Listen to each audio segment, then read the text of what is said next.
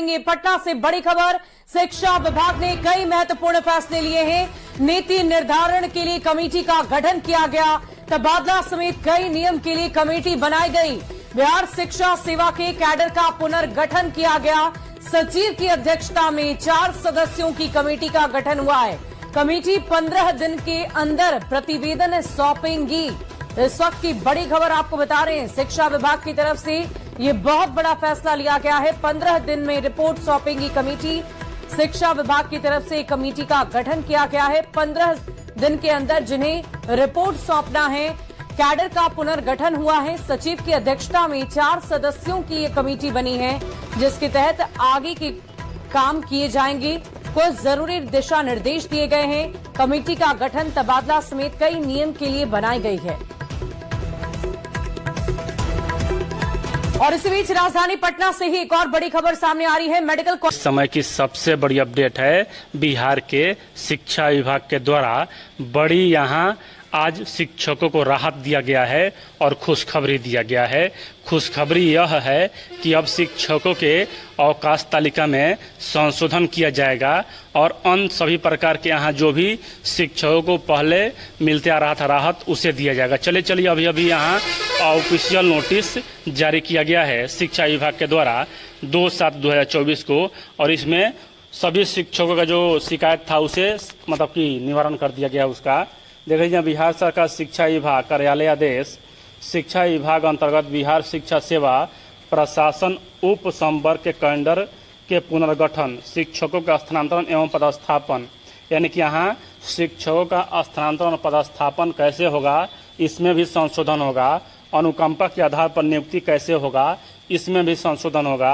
अवकाश तालिका के निर्माण हेतु नीति निर्धारण के लिए सचिव शिक्षा विभाग बिहार पटना की अध्यक्षता में निम्न रूप से एक समिति का गठन किया जाता है, यानी कि यहाँ अवकाश तालिका में भी संशोधन होगा। जो गर्मी का छुट्टी नहीं मिला है या हमेशा के लिए गर्मी की छुट्टी खत्म करके 33 EL भी दिया जा सकता है, क्योंकि बिहार के शिक्षकों को पहले मात्र 12 या 11 ही EL दिया जाता है। तो यहाँ यह हो सकता है या फिर से गर्मी की छुट्टी दिया जाए अगले वर्ष, आने वाले समय मालूम चलेगा। अब देखिए, कमेटी का गठन किया गया है। सचिव शिक्षा विभाग बिहार पटना अध्यक्ष रहेंगे और राज्य परियोजना निदेशक बिहार शिक्षा परियोजना परिषद यह सदस्य रहेंगे। निदेशक प्राथमिक शिक्षा सदस्य रहेंगे और निदेशक यहाँ यह सदस्य रहेंगे। अब देखिए 2 में क्या कहा जा रहा है कि समिति 15 दिनों के अंदर उक्त बिंदुओं पर विचारण कर विभाग में प्रतिवेदन समर्पित करेगी। माननीय मंत्री शिक्षा विभाग बिहार पटना का अनुमोदन प्राप्त है और हस्ताक्षर या मुहर सब है।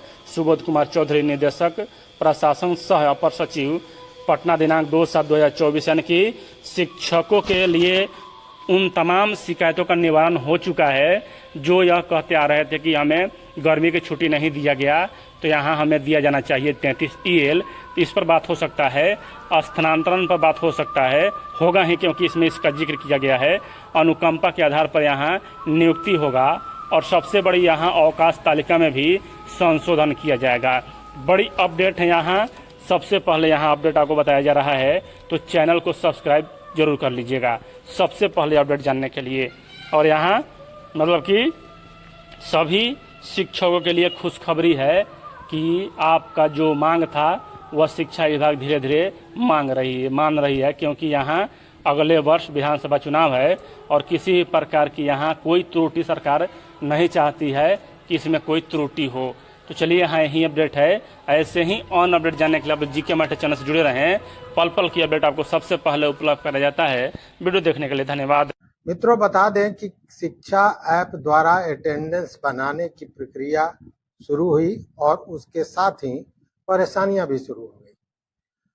और परेशानियां भी तमाम तरह की, आपने पिक्चर देखा होगा, कोई सीढ़ी लगा के स्कूल के छत पे से अटेंडेंस बनाने की कोशिश कर रहा था कि वहां पे नेटवर्क आ जाए। कोई लोकेशन को लेकर स्कूल के दाएं बाएं आगे पीछे भाग दौड़ मचाए हुए था। कहीं केवल बफरिंग करते हुए रह जा रहा था, ऐप काम नहीं कर रहा था। कई जगह पे काम किया भी, लेकिन बहुत से ऐसे स्कूल हैं जहां से अब तक एक भी अटेंडेंस नहीं बना।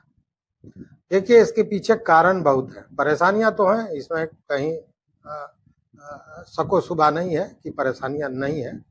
ऐप नया है, इसमें अभी तरह तरह की चीजें गड़बड़ियां मिल रही हैं, उसका सुधार होगा, उसको बनाया जाएगा। लेकिन शिक्षा विभाग और अपर मुख्य सचिव एस सिद्धार्थ इस बात पर पूरी तरह अडिग हैं कि अब जो अटेंडेंस बनेगा वो इसी के माध्यम से बनेगा।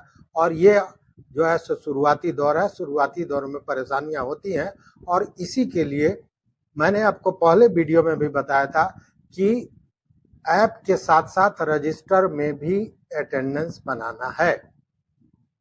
लेकिन यह जो बातें सामने चली आएगी थी कि ऐप के माध्यम से जो अटेंडेंस नहीं बनाएगा उस पर कार्रवाई होगी, उसका वेतन कट जाएगा, इसको लेकर हमारे जो शिक्षक साथी हैं वह ज्यादा परेशान थे।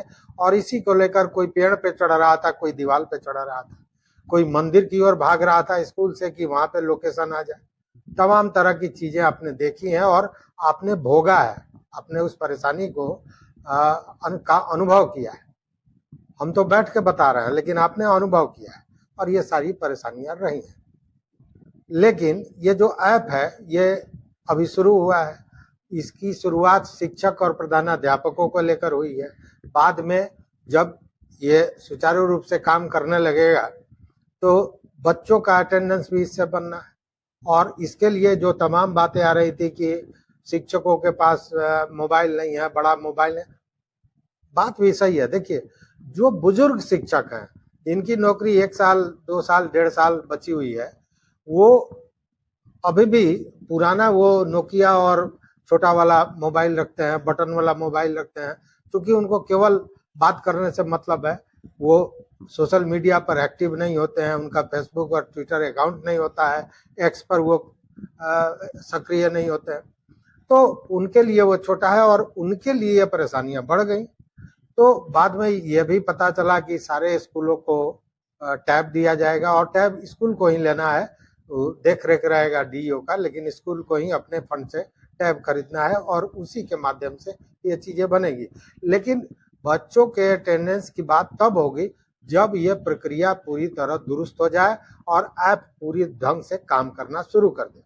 लेकिन तब तक ये जो परेशानी है और जो शिक्षकों के दिमाग में ये बैठ गया था कि अगर हमारा नहीं बना अटेंडेंस इससे ऐप द्वारा तो हमारा वेतन कट जाएगा, हम पे कार्रवाई हो जाएगी, इसको लेकर एस सिद्धार्थ द्वारा या यूं कहे कि शिक्षा विभाग द्वारा कुछ बातों को क्लियर किया गया है और जो एक बड़ी राहत है शिक्षकों के लिए।